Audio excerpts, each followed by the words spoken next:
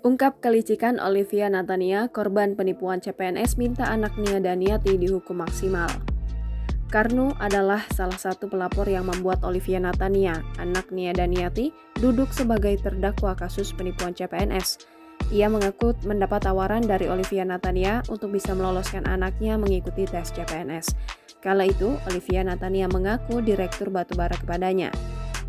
Karena tergiur atas iming-iming dari Oi, Karno pun langsung mengirimkan uang agar anaknya bisa menjadi PNS.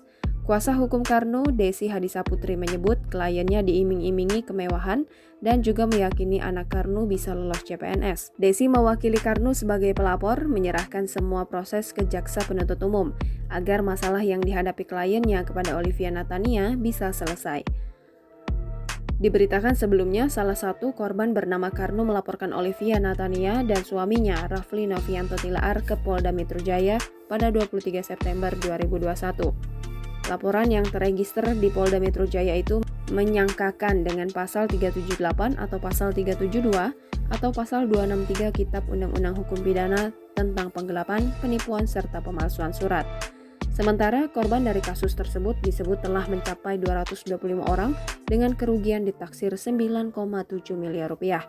Polda Metro Jaya pun akhirnya menjadikan Olivia sebagai tersangka. Anak Nia Daniati itu pun langsung ditahan sambil menunggu berkas lengkap dan disidangkan.